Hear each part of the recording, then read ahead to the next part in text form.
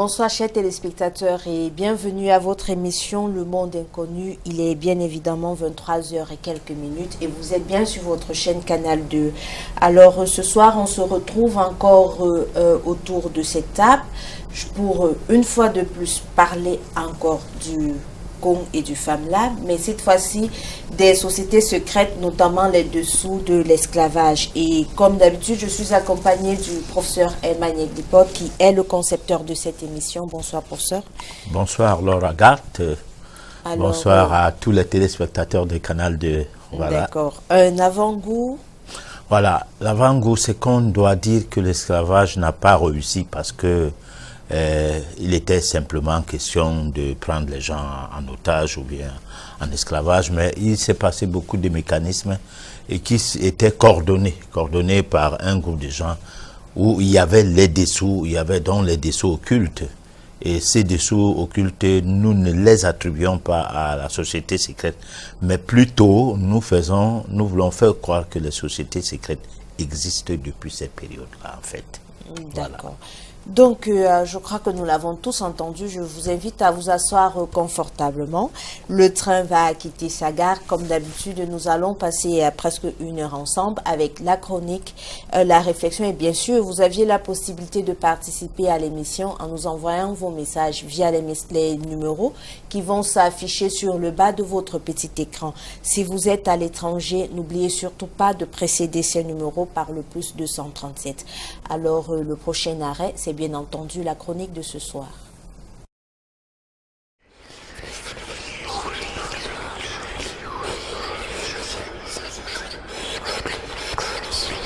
Le Congo et le FAMLA, les sociétés secrètes et le dessous de l'esclavage.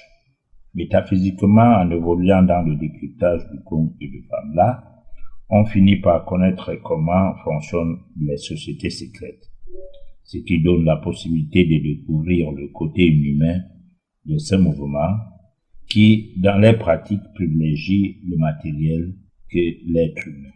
C'est ce qui aurait permis au roi Louis XIV d'avoir l'idée de mettre en place un recueil d'articles pour une loi inhumaine diligentée contre les Noirs, initiée sous la plume de son ministre Colbert, la loi en question étant baptisée le Code noir. Elle sera adoptée par tous les membres du groupe esclavagiste de l'Europe, dont la majorité faisait partie du cercle décisionnel occulte sous la coordination du pape Innocent XI. On comprend pourquoi ces prétendus chefs spirituels n'avaient pas jugé nécessaire de s'opposer à ces pratiques cruelles que cette loi favorisait finalement.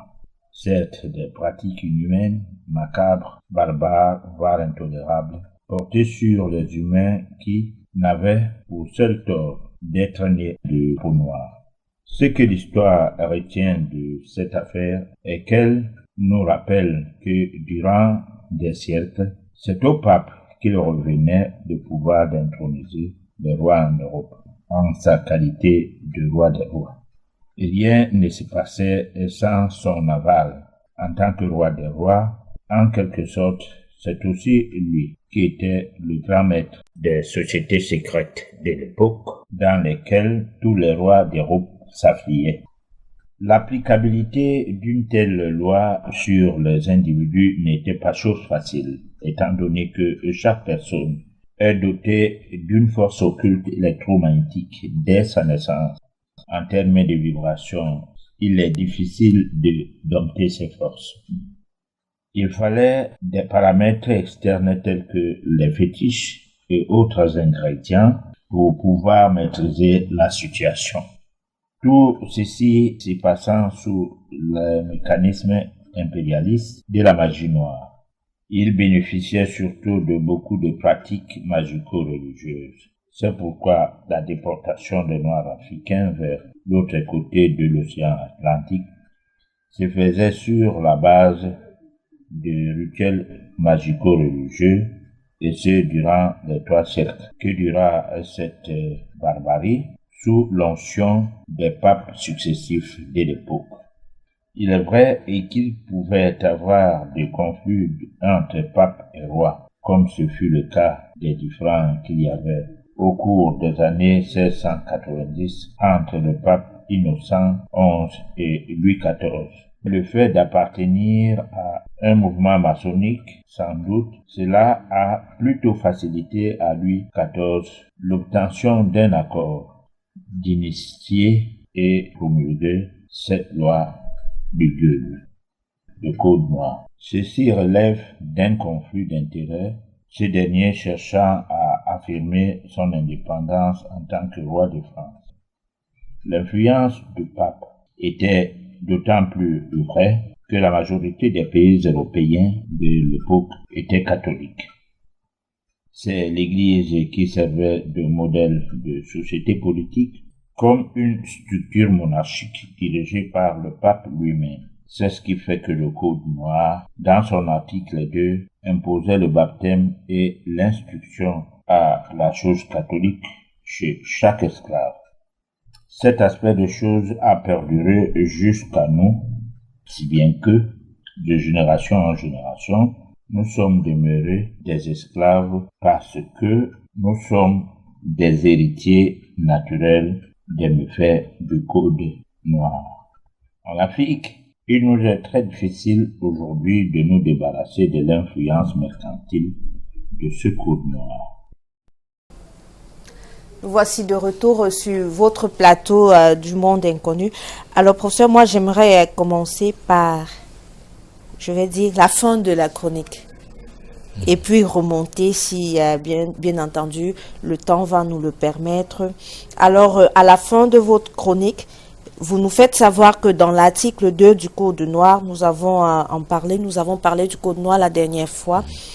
On a imposé, il était écrit qu'il fallait que les Noirs soient baptisés et instruits à la chose catholique. Et vous terminez votre chronique en disant « Il nous est difficile jusqu'à présent de nous débarrasser de l'influence mercantile. Difficile, mais pas impossible. » Donc, ça veut dire que c'est possible. Oui, mais puisque il y a beaucoup de gens qui ils sont passés du christianisme à l'islam aujourd'hui, mais pourtant ils étaient que des chrétiens.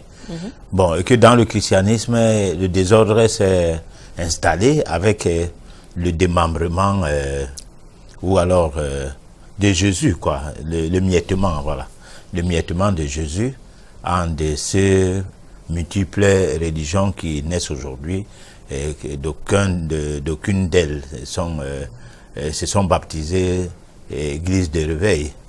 Alors donc, il y a un problème, parce que quand ce démantèlement commence comme ça, c'est qu'il y a une certaine interpellation qui se produit au niveau des adeptes qui sont dans la chose comme les moutons de Panurge, mais qui quand même attendent quelque chose de ce mouvement ou bien de la chrétienté, et la chose en question n'étant pas là, végète. Dans le fait de végéter, il y aura donc que chacun va essayer de créer un environnement chrétien ou bien religieux qui lui est propre, qui est dans le but de trouver une issue. Parce que, en fait, la croyance en Dieu, c'est quelque chose d'inné. Ce n'est pas une histoire d'obédience, en fait.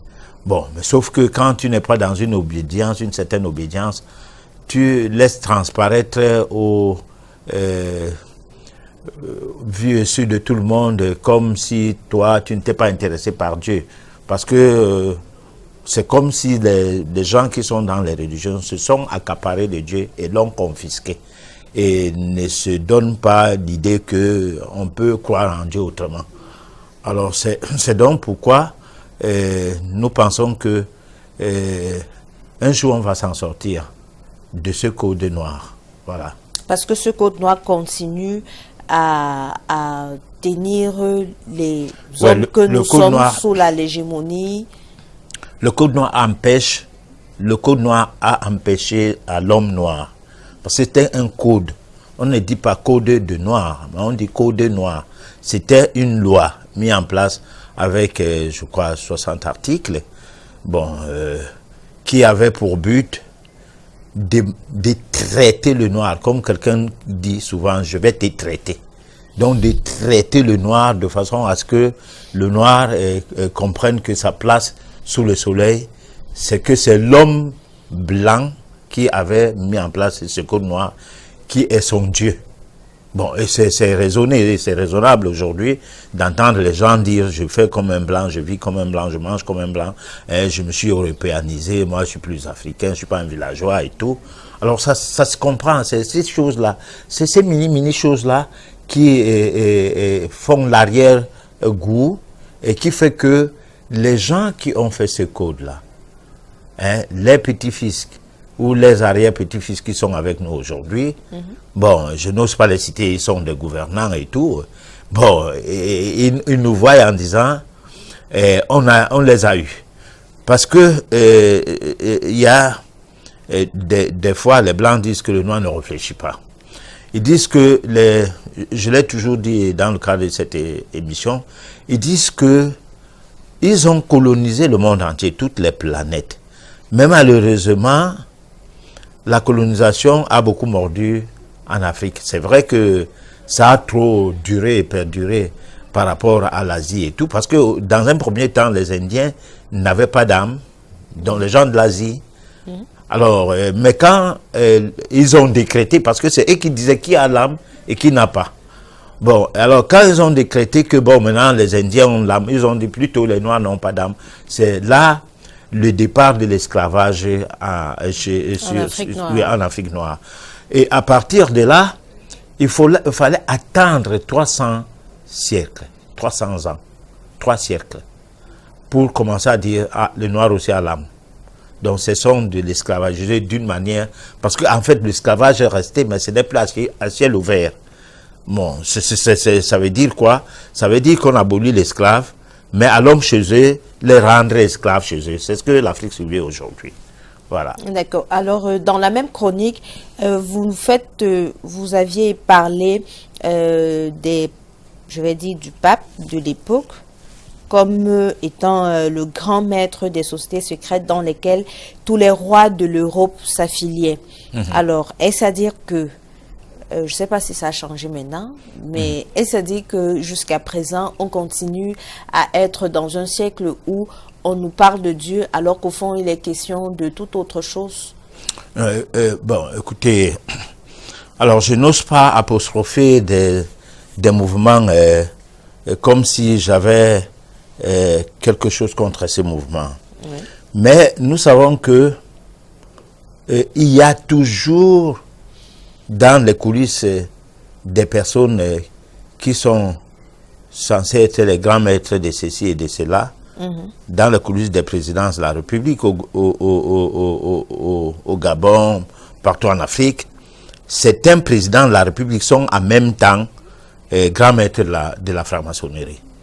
Bon, alors, mais le problème, c'est quoi? C'est que si ces mouvements avaient un but spirituel qui élevait les gens, je crois, moi, personnellement, en tant que quelqu'un qui fait dans les recherches métaphysiques, et que moi, je pense que la métaphysique nous donne la possibilité de comprendre que l'homme est né identique à l'autre.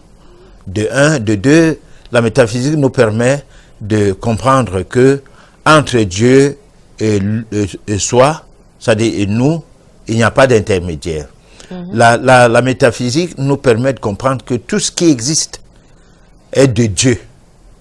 Alors, maintenant, à quel niveau on peut nous faire croire que ces mouvements ont apporté une aide substantielle aux Africains? Toutefois, nous pensons que nos traditions n'ont plus jamais été prises en compte. Même depuis que nous disons que nous sommes indépendants, on va plutôt installer les églises partout, des mosquées partout, et ça, c'est les stigmates de la colonisation. Alors, cette colonisation qui passe par la spiritualité est plus dangereuse pour l'évolution de l'être humain et pour l'appropriation par chacun de nous de ce qu'on est de Dieu. C'est-à-dire comment s'approprier de ce que représente Dieu en soi, en passant par le biais du fait que Dieu est au-dedans de nous.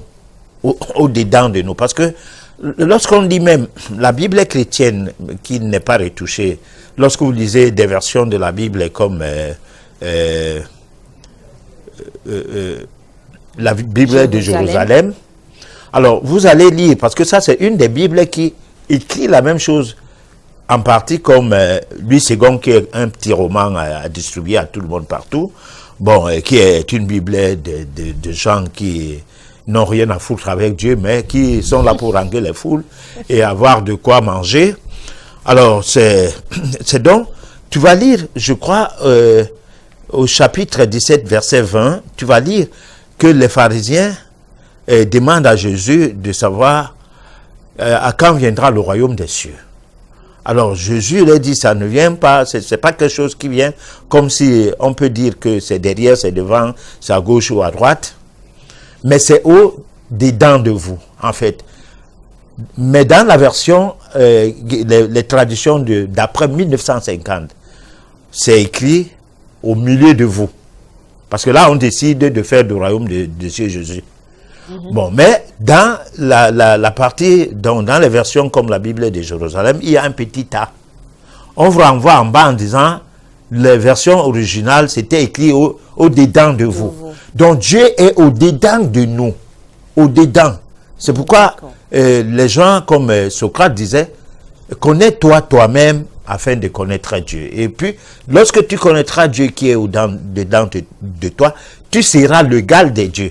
Et là, nous avons des petits dieux, des dieux minuscules, hein, qui sont des gens qui se sont élevés à une dimension qui permet à ce que la divinité ou alors la spiritualité prenne une dimension positive, c'est-à-dire un pan positif qui conduit vers la divinité. D'accord. Mais professeur, si Dieu est au-dedans de nous, ça veut dire que la dernière fois, vous nous aviez donné une astuce comme quoi, une fois rentré le soir, on le sort de notre fort intérieur. Oui. Bref, on le fait asseoir et on cause avec lui. Ouais. Donc, est-ce que ça dit que une fois puisqu'on a pris l'habitude de faire cela, on n'a plus besoin d'aller dans une église pour prier, je ne sais pas quoi. Puisque maintenant, on peut faire asseoir notre Dieu qui est au-dedans de nous devant une chaise le soir et causer avec lui.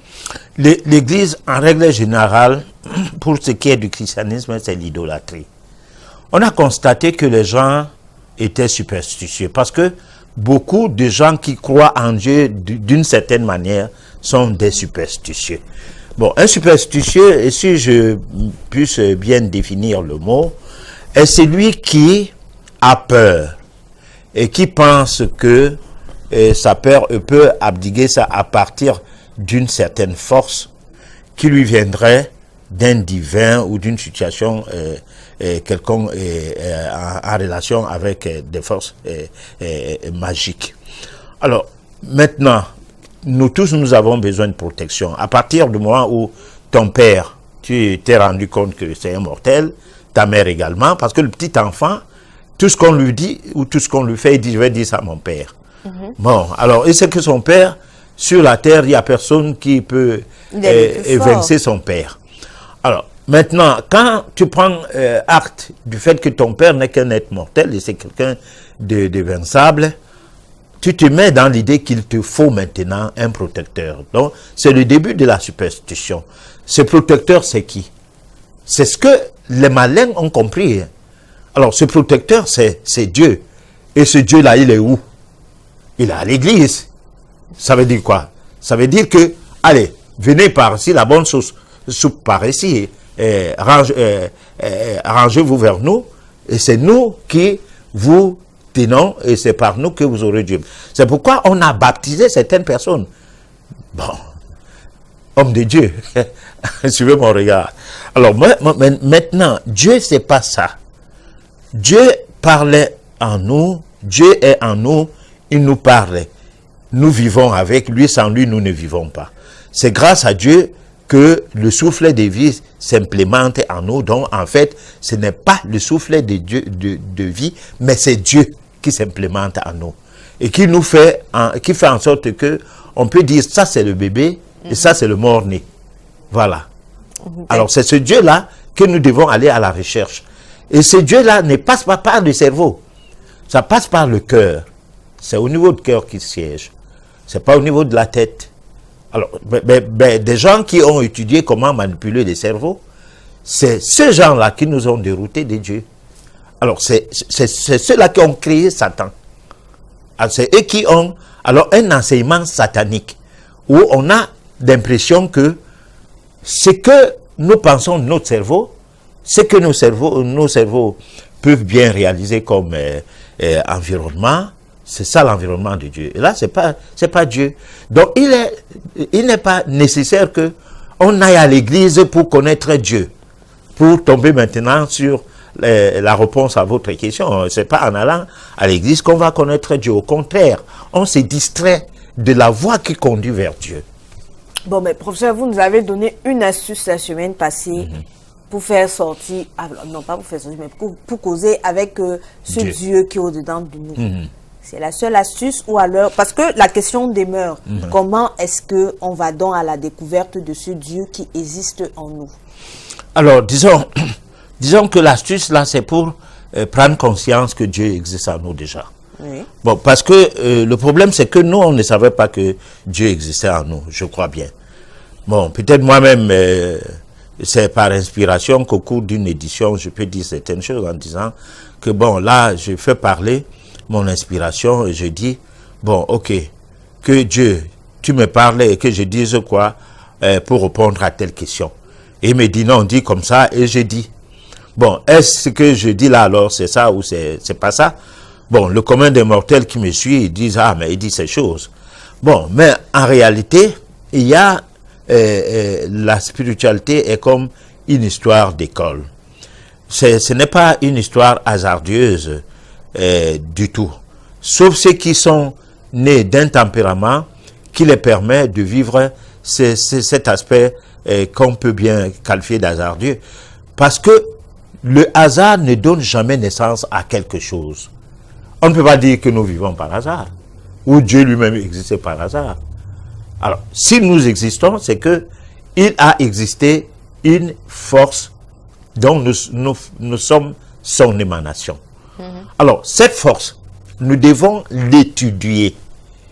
Comment voulez-vous qu'on met des années, des dizaines d'années, des décennies pour avoir le baccalauréat, la licence et tout, mais que Dieu, on se lève le matin, on met un habit blanc, on a obtenu un acte signé par l'État d'un pays, on a sa Bible, lui second qu'on a ramassé à 1500 francs, et puis on commence à souligner les versets dedans, les versets gombotiques, qui en quelque sorte, il y a d'autres versets qui sont en contradiction avec ces versets-là, et on n'admet rien parce qu'on n'a rien étudié, et on est toujours en train de défendre mordicus, le fait que quand on dit Dieu, allez, on prend le document en question et on vous lit quelque chose.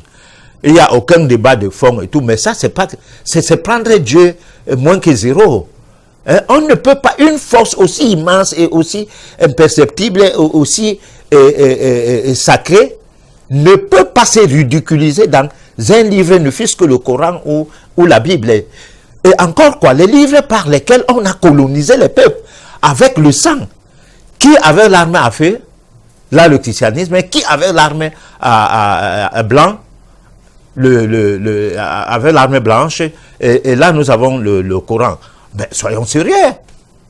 Et aujourd'hui, les gens vont prier selon la dictate de ces colons-là.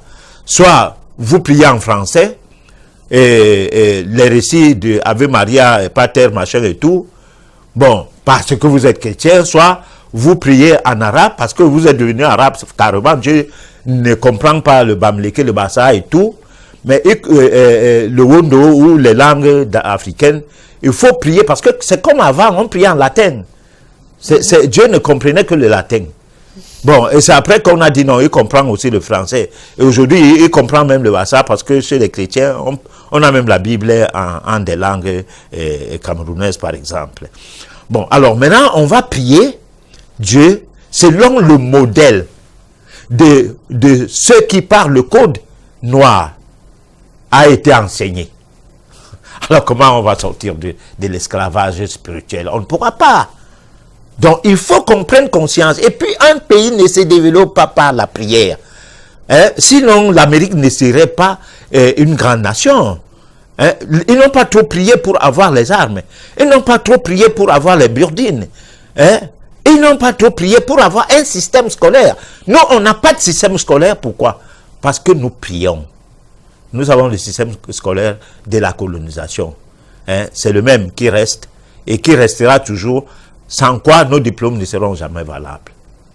Alors, professeur, vous dites tout à l'heure qu'on n'a pas besoin de prier pour avoir l'âme, mais depuis quelques éditions, vous nous faites comprendre qu'il y a eu l'esclavage a été préparé avec une base occulte. Bon, alors, je vais dire l'occultisme, où est-ce que, parce que généralement, dans le commun des mortels, on se dit, en perçant peut-être dans l'église, on peut apprendre certaines choses qu'on n'a pas l'habitude de nous en parler de façon très ouverte.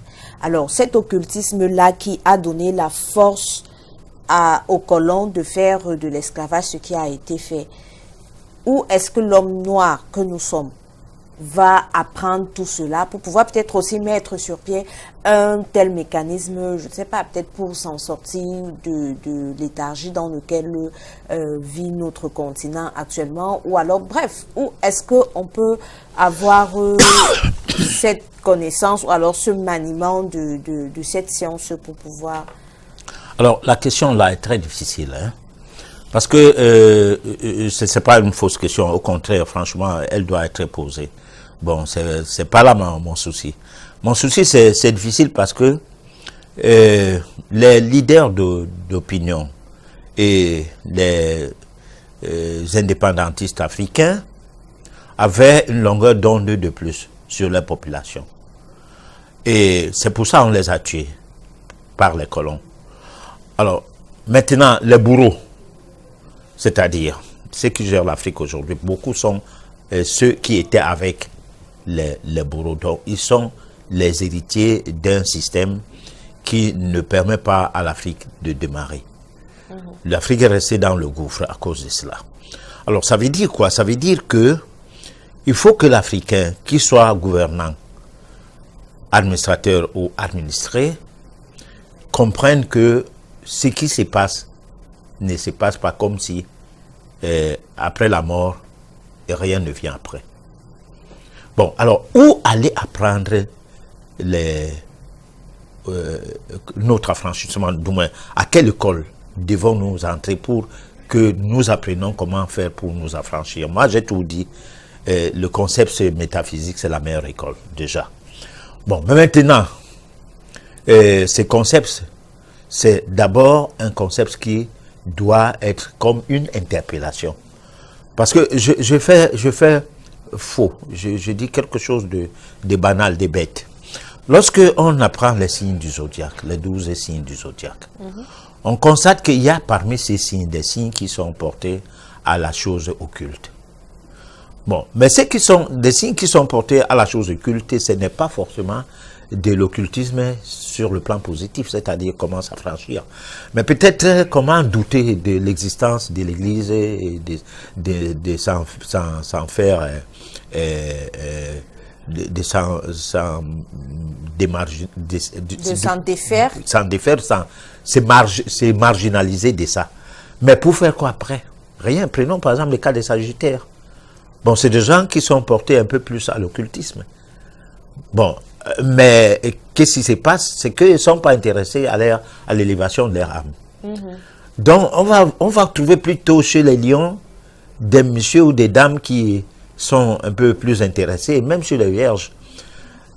Mais il y a un problème qui nous permet de comprendre que lorsqu'on utilise donc des points d'appui sur l'astrologie et tout, il y a des vieilles âmes et des jeunes âmes. Les jeunes âmes sont des gens qui arrivent pour la première fois sur un signe du zodiaque, puisque c'est une roue. Alors, il est bélier de manière négative, beaucoup plus que de manière positive. Il lui faut plusieurs réincarnations pour arriver à faire son passage, son examen de passage dans ces signes, signe par signe, et sortir du zodiaque complètement. Là, il faut des incarnations, plusieurs incarnations. Alors, maintenant, nous avons parmi les Noirs, aujourd'hui, des gens qui étaient blancs hier, qui ont été peut-être les Napoléons ou alors les Louis XIV, qui naissent noirs, et peut-être Idi Amin Dada, pour subir la colonisation. La colonisation qu'ils ont mis en place. Oui, qu'ils ont mis, l'esclavage qu'ils ont mis en place avec le code noir, et qui retombe sur eux, cette fois-là étant africains, de peau noire cette fois-là, mais appelés à gérer un pays et amenés à se rebeller un peu contre la même structure qu'il a mis en place. Donc, nous pensons que la nature va faire effet. Ça ne va pas rester comme ça. Parce que le noir a fait des choses. Au moment où il était porte-flambeau de l'humanité, on parlait de l'empire lumérienne, de la civilisation lumérienne, je vais dire.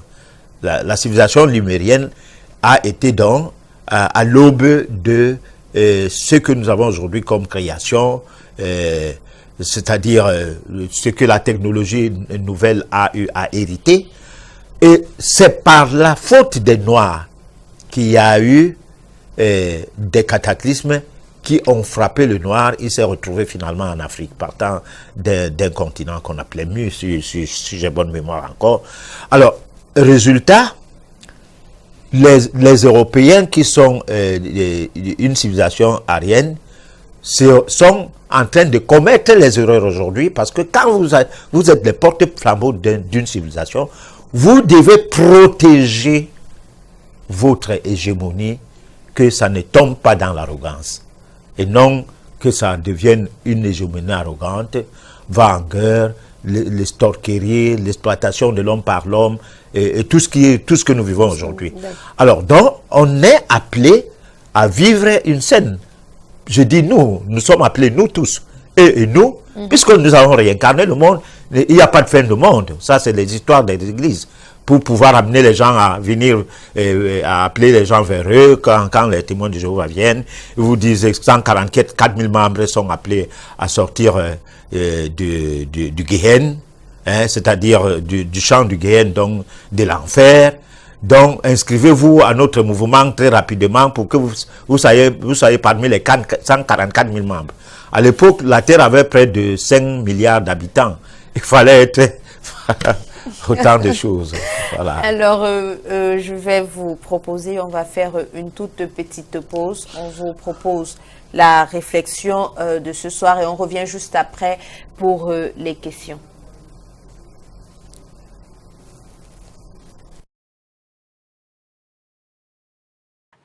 Pascal Blanchard, le racisme, c'est une invention qui date de quand?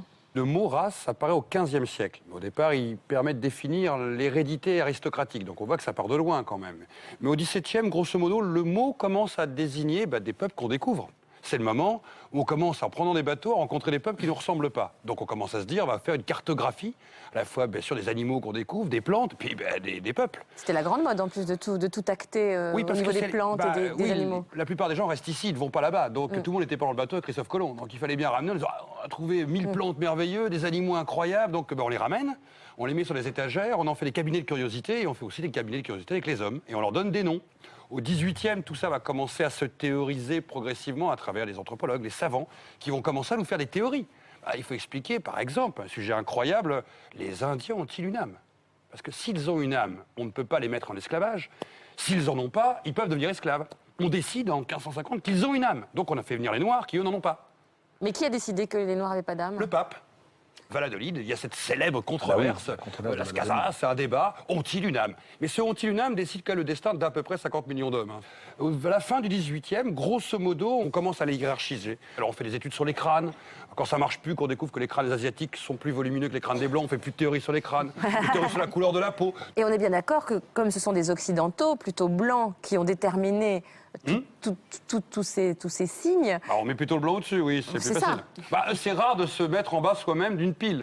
Ce qui va se changer avec les racistes, c'est qu'on est esclave quand on est noir. Ce n'est plus le rapport au père et à la mère, c'est le rapport à la race. Celui qui naît avec une couleur a un destin. Et c'est cette couleur qui aurait un destin dans l'histoire de l'humanité. Et le code noir, par exemple, qui va vraiment promulguer ça, quasi écrit noir sur blanc, en 1785. Le noir est un bien meuble. Le noir est un bien meuble, il peut être commercé, échangé, vendu, et il doit servir le blanc. Alors, jusque-là, on est, on va dire, dans un racisme assez élitiste. Oui. Qu'est-ce qui a fait que le racisme est devenu populaire ? On va dire qu'au 19e siècle, c'est la rencontre avec cet autre, justement. Mais comme par enchantement, cet autre, on ne le rencontre pas au coin de la rue. Tiens. Oui, les gens ne voyageaient pas. Bah non, très peu de Français ont pris des bateaux allemands ou italiens, aller au bout du monde. Donc on va faire l'inverse, on va les faire venir en Occident et on va inventer des spectacles anthropologiques. C'est-à-dire que nos arrière-grands-parents ou arrière-arrière-grands-parents ont certainement rencontré leur premier Kabyle, leur premier Africain, leur premier Antillais, leur premier Indochinois dans un zoo, dans une exposition coloniale. Dans un zoo. Mais bien sûr. C'est-à-dire qu'on a fait venir des indigènes, entre guillemets, qui appartenaient aux colonies. On les a fait venir dans un zoo derrière des grillages. Mais on s'y précipite. Et on s'y précipite parce que quand on vous annonce que le cannibale est au zoo et qu'on peut le visiter pour 3 sous, on va pique-niquer avec les enfants dans l'acclimatation. Donc, pendant environ 50 ans, en Europe, il y a eu 750 millions À peu près. Entre de l'Amérique, visiteurs. toute l'Europe, de Hambourg à Londres, de Berlin à Turin, de Milan à Saint-Pétersbourg, on a organisé des dizaines, voire des trentaines, des centaines de shows par an. C'est-à-dire que 750 millions de visiteurs pour à peu près 30 000 exhibés sur 60 ans d'histoire. Et donc, au départ, qui étaient ces gens-là? Qui étaient ces indigènes? Qu'est-ce qu'on leur disait pour les faire venir? Alors, au début, on en a capturé certains, et puis petit à petit, on se rend compte d'une chose. Comme le sauvage n'existe pas, pour qu'ils soient de bons sauvages, autant les payer. Comme ça, on est tranquille. Ils vont bien grogner, ils vont manger de la viande crue, ils vont se mettre en spectacle, parce qu'il y avait des fois 8 ou 9 représentations par jour. Le soir, ils allaient aux Folies Bergères, au Casino de Paris. Et le matin, il fallait qu'ils soient mesurés par les savants. Donc autant qu'ils soient des professionnels. Bien entendu, on reconstituait leur univers. Point d'eau, autruche, girafe, hutte. Et donc la meilleure façon d'avoir un sauvage, c'est de lui dire, tu gagnes tant, grogne bien. Mais nous, le petit blanc, qu'allons voir ça, on a 8-10 ans, quand on a vu le cannibale au zoo, mais on y croit. Et ça marche. Mais c'était pas que des comédiens, il y avait aussi des Français colonisés, je pense, des Kanaks. Et les Kanaks, les arrière-grands-parents de Carambeu, qui en 31 sont venus à Paris en pensant représenter leur peuple et la Nouvelle-Calédonie à Paris pour la grande exposition coloniale, et qui se sont retrouvés dans un spectacle au jardin d'acclimatation dont le titre était Cannibale. Vous connaissiez l'histoire des os humains? Non. C'est fou, hein? C'est un peu normal, elle est tellement dérangeante. Parce que c'est pas vouloir expliquer qu'on a construit des ponts, des hôpitaux, des routes pour aller aux colonies, qu'on a sauvé des petits Africains de la famine certaine. Mais là, on est confronté à quelque chose de violent qui s'est passé ici, qui a fabriqué notre regard. Et quand on réfléchit, qu'on se dit, alors ça veut dire que nos arrière-arrière-grands-parents et arrière-parents ont certainement connu leur premier autre dans ces mondes-là, un monde fabriqué. Et là, en plus, on devenait raciste sans le savoir en pique-niquant. Oui, sans le savoir. Ce qui vaut bien que le racisme ne passe pas toujours, en termes d'idéologie, par des actes violents. Il peut rentrer d'une manière extrêmement naturelle, presque dans le ludique, dans le jeu, dans le divertissement.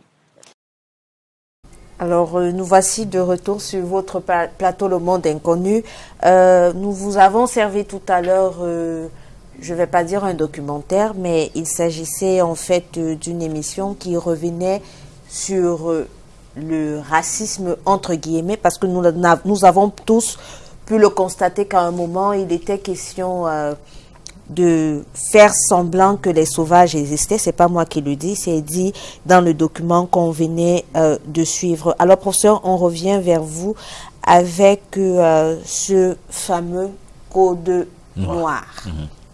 Alors, le code noir, le monsieur qui nous présentait, en fait, qui était le principal interlocuteur, parce que j'ai constaté il y avait un seul qui parlait sur le plateau et les autres étaient waouh. Bahi.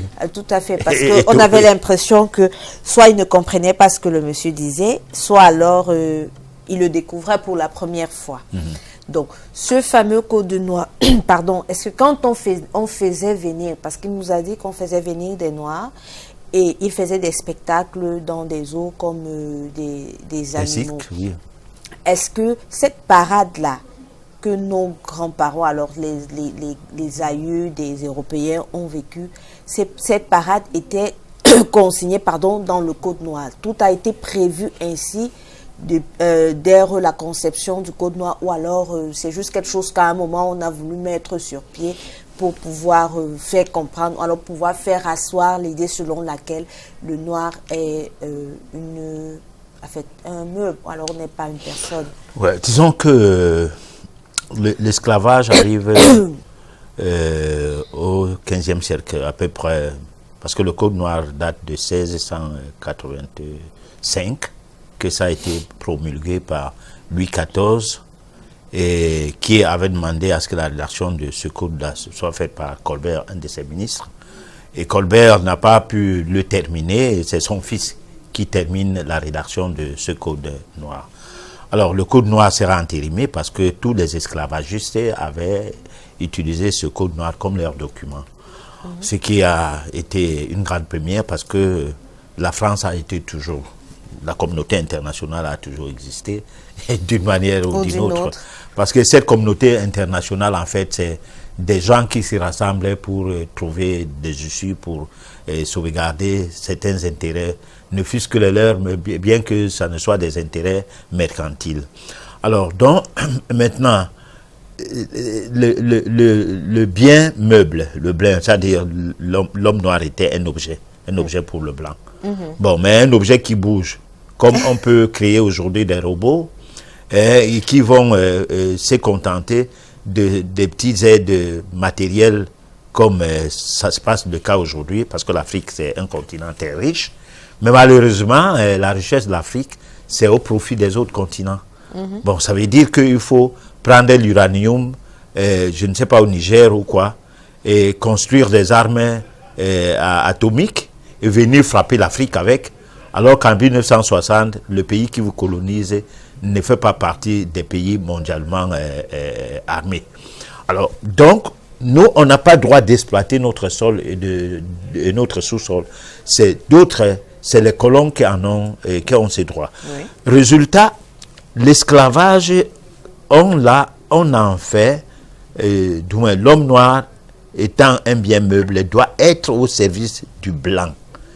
Et là, le racisme, c'est le regard de l'un sur l'autre.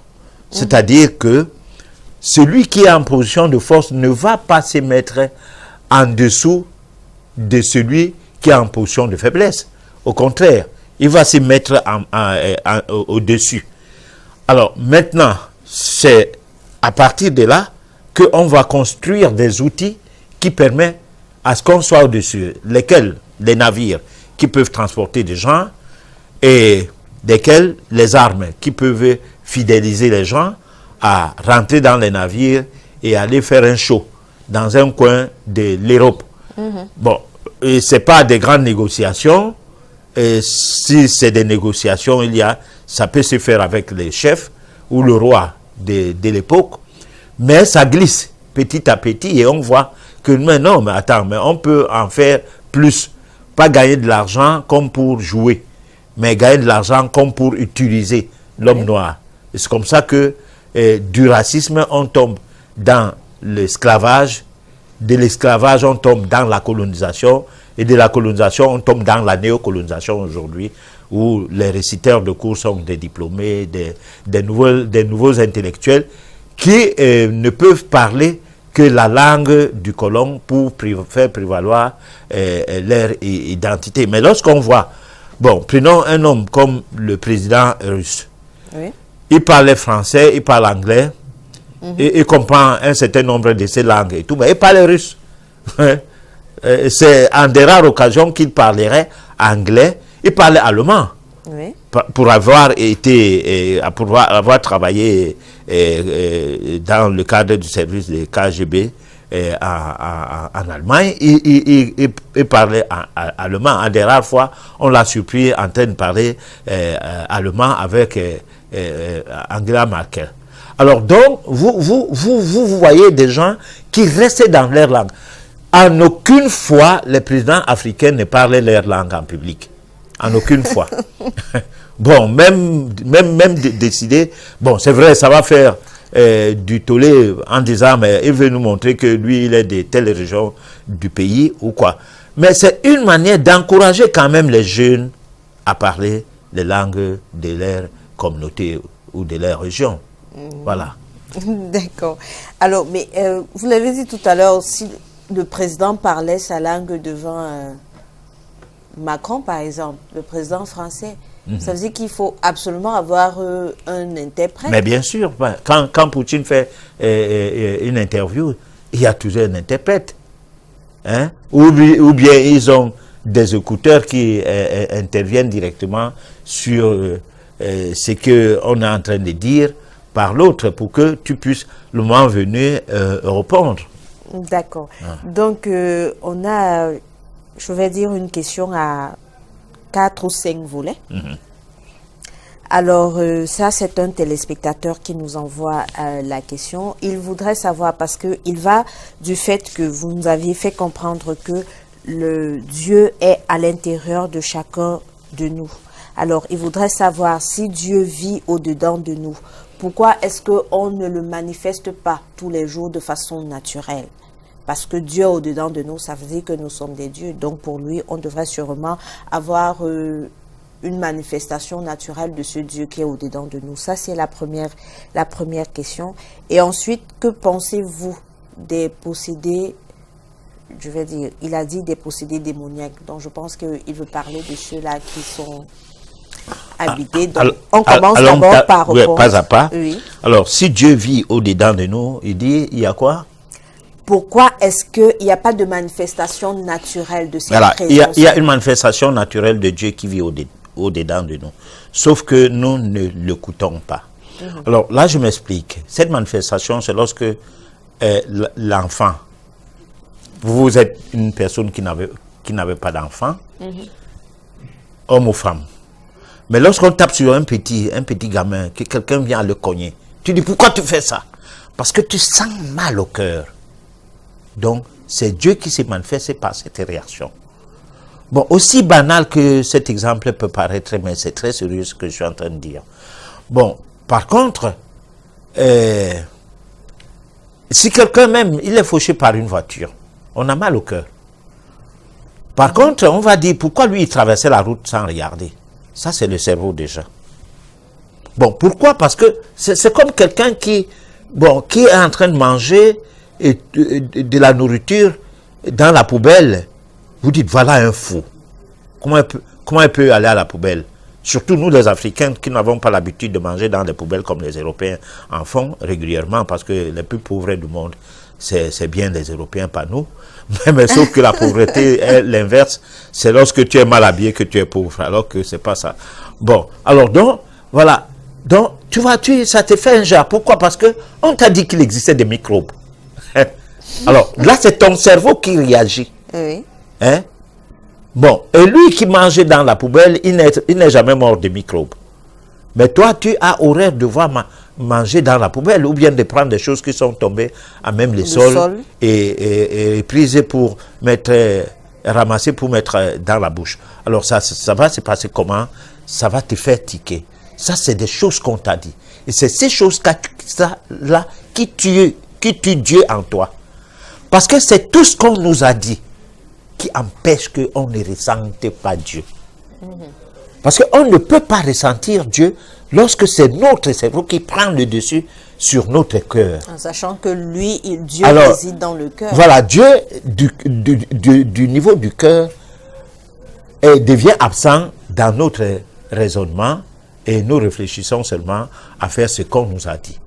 Alors c'est pourquoi nous ne pouvons pas avoir Dieu facilement comme répondant du fait que me voici au-dedans de vous. Qu'est-ce que vous voulez, je vous donne. D'accord. Et que pensez-vous des personnes possédées démoniaques? Alors la possession n'existe pas. Ça c'est les grands débats. Nous allons essayer d'étudier le dossier de ces histoires-là pour savoir comment quelqu'un peut habiter dans quelqu'un d'autre. Parce que c'est des choses très faciles qu'on trouve dans les églises pour emporter des gens à croire à quelque chose que quelque part il n'y aura jamais de solution. Les familles se sont disloquées à cause de cette situation où on vous dit que c'est quelqu'un qui parlait dans votre ventre. Alors que non, c'est autre chose. Donc il faut que ça, ce n'est pas une question qu'on doit répondre comme ça. Il faut que nous fassions des recherches que nous allons proposer à nos téléspectateurs dans le cadre d'une édition. Est-ce que la possession existe? Alors, est-ce que les démons existent? comment fonctionnent ces démons, comment ils peuvent être en contact avec des êtres humains, tout comme nous sommes en train de décrypter le con ou le femme là, en fait, en voulant parler des sociétés secrètes. Nous en avons fait plusieurs éditions. Voilà. D'accord. Alors, la même question. Alors, y aurait-il une coexistence entre les entités divines et l'homme? Oui. Les entités divines et l'homme, il y a une coexistence, et même des entités, si nous parlons du cadre spirituel, il y en a des entités qui sont pas porteurs de bonheur, mais plutôt des manifestations néfastes, vibratoires, qui partent de ces entités et qui nous dominent, ou qui dominent sur l'homme, quoi. D'accord. Alors, parce que à la suite de cette question, pardon, il disait, si c'est vrai qu'il existe une coexistence entre les entités divines et l'homme, donc ça veut dire que l'homme serait juste quelqu'un qui ne pourrait pas décider de lui-même, parce que du fait que il y a entité divine, pardon, ça veut dire que tout ce qu'on fait est sous la mouvance des entités divines qui sont en nous.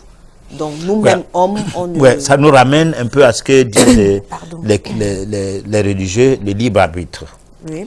Voilà. Est-ce que l'homme a un libre arbitre? Est-ce qu'il décide de lui? Moi, je dirais non. Parce que le fait que tu n'as pas choisi la date de naissance, ça vous conditionne déjà. Le fait que le nom que vous portez n'est pas de votre choix, ça vous conditionne déjà.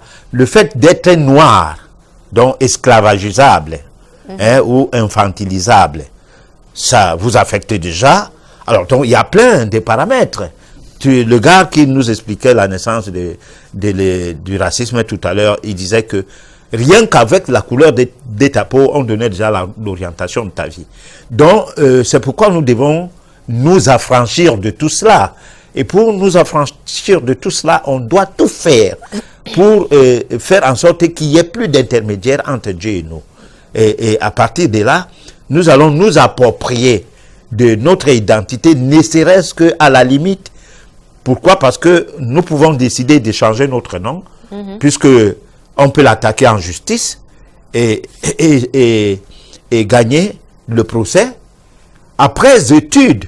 Après avoir étudié, soit numérologiquement, soit métaphysiquement et tout, les dons de ce nom portant à nous amener à subir un certain nombre de choses qui ne seraient pas subies si on n'avait pas ces noms-là. Alors, mais on ne peut pas changer notre couleur de peau. On ne pourra pas changer notre date de naissance, parce que même en la changeant, les vibrations du zodiaque resteront les mêmes. D'accord. Alors, on a un autre téléspectateur qui voudrait juste savoir si on a un parent qui sort chaque nuit à minuit. Est-ce que celui-là serait un sorcier? Non. Il peut sortir parce qu'il a ses rituels de minuit qui le met en contact avec son Dieu. Bon, on ne sait pas, parce qu'il ne faut pas toujours voir dans les choses que les uns et les autres font, puisque vous n'y comprenez rien, c'est que c'est des sorciers là-bas, non. Bon, cherchez à savoir qu'est-ce que c'est, si vous voulez aborder ces gens tranquillement, avec beaucoup de respect et de considération, peut-être vous allez découvrir qu'ils ont raison de faire ce qu'ils font. C'est comme quelqu'un qui sort pour faire son sport, parce qu'il veut, à travers ce sport, gagner en santé. Donc, comment on va dire, est-ce que ce serait dans un sorcier ou bien quelqu'un qui est appelé invité par les mécanismes de la sorcellerie? D'accord. Est-ce que la Bible est-elle un livre réel et vrai? La Bible, c'est une concoction de livres. D'abord, l'Ancien Testament, c'est la Torah, donc c'est judaïque. Et le Nouveau Testament, c'est Rome, qui, colonisant le Moyen-Orient, a décidé de prendre des récits de Jésus, l'ensemble des livres qui existaient à l'époque, et d'en faire une condensation, un condensé, je ne sais pas comment on dit ça, pour un résumé de ces livres, où on est parti de 500 livres à 50, et des 50 livres, il y avait 30 évangiles. Des 30 évangiles, on s'est retrouvé à 4 évangiles seulement. Et nous avons aujourd'hui, au lieu de 50 livrets du Nouveau Testament, on en a 26. Bon, donc peut-être dans l'avenir, soit on va ajouter, soit on va encore retrancher. Bon, mais on ne trouvera pas la raison de trancher. Parce que tout ça, ça a changé avec des raisons qui sont liées au code noir. Voilà. Alors, il y a un téléspectateur qui voudrait savoir, vous nous dites que tout le monde a Dieu en lui. Est-ce à dire que toutes les religions ont un seul Dieu quand on sait que la Bible dit qu'il y a plusieurs dieux? 1 Corinthiens 8, verset 5. En d'autres termes, de quel Dieu parlez-vous? Alors, le Dieu de la Bible, c'est le Dieu qui a fait un enfant. Le Dieu dont je parle ne fait pas d'enfant, ne fait pas de bébé. Bon, sans être musulman, mais il ne fait pas de bébé. Alors, donc, le Dieu de la Bible, le Dieu dont je parle est le père de ce Dieu-là. C'est le père du Dieu de la Bible. Si le bonhomme comprend bien, c'est le grand-père de Jésus. Voilà. Alors, on a un appel.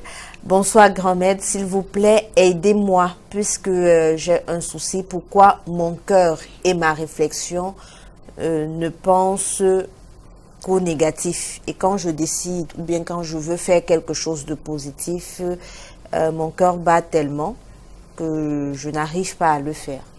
Alors, on va faire votre étude de vie métaphysique pour que vous puissiez lire votre vie comme ça se lit sur un livre. Et là, vous allez comprendre à la base quel est votre tempérament, et les tenants et les aboutissants de ce tempérament vous permettront donc de gagner à s'approprier de vous-même comme quelqu'un qui se connaît déjà, je crois. D'accord. Alors, la pyramide qui est derrière vous est le symbole phare du pouvoir du pharaon, que l'on prendrait aujourd'hui comme ce grand impérateur de la Rose-Croix ou un grand chevalier de la maçonnerie face à Moïse, qui, ayant obtenu la révélation de Dieu sur le mont Sinaï, bref, l'histoire continue, mais on va faire court. Moïse est de ce combat, est sorti de ce combat victorieux. On va faire vraiment court. Ceci suppose que le déclin de la pyramide face à la révélation de Dieu, s'il faut un peu raisonner, que pensez-vous de cela, professeur? Alors moi, je pense que la pyramide symbolise la connaissance de l'univers et la connaissance métaphysique de l'univers. Parce que on n'a jamais compris d'abord déjà comment on a pu réaliser la pyramide avec tout ce qu'il fallait comme outil, des grandes technologies, et que jusqu'à notre époque aujourd'hui, on ne saurait jamais réunir ce genre d'outils, et que cela ait été réalisé des mains des hommes. On comprendrait bien qu'il y a un mystère qui se cache derrière la pyramide. C'est ces mystères-là qui symbolisent la formation métaphysique qui serait à même de nous affranchir. Voilà, nous pensons que c'est juste quelque chose de symbolique, quelque chose de très fort, de sacré. Voilà. D'accord. Alors, on a un téléspectateur qui voudrait savoir si on peut rediriger sa destinée. On peut rediriger sa destinée en changeant son nom. Et déjà, lorsque vous changez votre nom déjà, disons, la destinée, c'est la date de naissance, déjà. Mais sauf que le nom joue un grand rôle dans notre vie. Par le nom, on nous paye un salaire. Par le nom, on nous condamne. Par le nom, on joue avec nous. Par le nom, on nous ensorcelle. Par le nom, on peut faire tout ce qu'on veut de nous. À changer ces noms, ça se passe comme une femme qui décide de porter totalement le nom de son mari, comme ce fut le cas dans l'ancien temps. Vous sortez d'une famille avec un nom, et c'est pas moi, Kamdem Jacqueline, et vous venez en mariage chez moi, vous devenez Nyek Jacqueline. Hein? Alors, vous n'êtes plus Madame Nyek, née Kamdem Jacqueline. Non, vous refusez ça. Vous dites non, moi je suis Nyek Jacqueline. Alors là, votre vie change complètement. Déjà, avec l'hérédité qui est le nom de famille de votre mari, vous aviez une autre manière de vous comporter qui vous sort complètement de la manière des Kamdem dont vous êtes ici. Hein? C'est-à-dire que c'est ce qui se fait dire souvent que quelle est cette histoire que tu pars en mariage, attends, tu deviens comme les gens du côté de ton mari. C'est quelle histoire ça? Simplement parce que le nom a changé. Vous commencez aussi à vibrer autrement. Voilà. D'accord. Alors, pour ou contre ces églises réveillées qui font des miracles en disant que c'est Jésus-Christ qui les opère? Il n'y a même pas de miracle. Le miracle n'existe pas.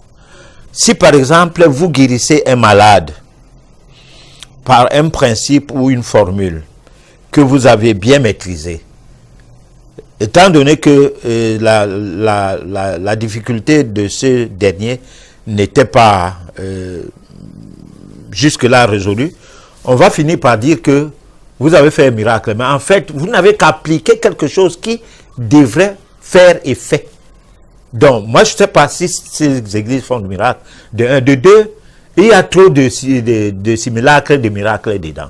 Donc, deux fois, on voit quelqu'un guérir, mais c'est pour juste quelques heures. Lorsqu'il rentre chez lui, il tombe. Et puis, perdu de vue, on ne saura pas trop si ça a été quoi ou quoi. D'accord, voilà. On prend une toute dernière question parce que le temps nous tient vraiment à la gorge. Que faire lorsqu'on est victime de sorcellerie qui bloque tout dans notre vie? Il faut d'abord être sûr si vous êtes victime de sorcellerie. C'est en faisant le bon diagnostic à travers la voyance qu'on aura aussi le bon pronostic. C'est-à-dire, lorsque vous savez que vous êtes victime de la sorcellerie, quelle est la force du sorcier qui vous tient en sorcellerie, c'est là que vous aurez le contre, c'est-à-dire la chose qui permet d'aller contre cela, et là vous sortirez de la sorcellerie. Mais sans ça, rien ne peut marcher. D'accord. Voilà. Alors, pour ça, nous sommes arrivés au terme de l'émission. Un dernier mot pour nos téléspectateurs? Alors, je crois que la semaine prochaine, on va parler donc, parce qu'aujourd'hui, on a parlé des dessous des effets de la société secrète, des sociétés secrètes sur les dessous de l'esclavage par rapport à des mécanismes de la société secrète. Alors prochainement, nous allons voir les dessous de la colonisation face aux sociétés secrètes. D'accord. Voilà. Alors, nous avons été ravis de vous avoir. Merci de nous avoir prêté votre attention ce soir. Nous vous souhaitons de passer une excellente soirée. Quant à vous qui nous avez envoyé vos messages, rassurez-vous, nous ferons le nécessaire pour que vous ayez des réponses au courant de la semaine. Je vous souhaite une excellente soirée une fois de plus. N'oubliez surtout pas, vous pouvez regarder cette émission et les émissions précédentes sur YouTube à partir de demain. Demain, à partir de demain, ce sera déjà disponible. Donnons-nous rendez-vous mardi prochain lorsqu'il sera 23h sur la même chaîne Canal 2. Bonsoir à vous.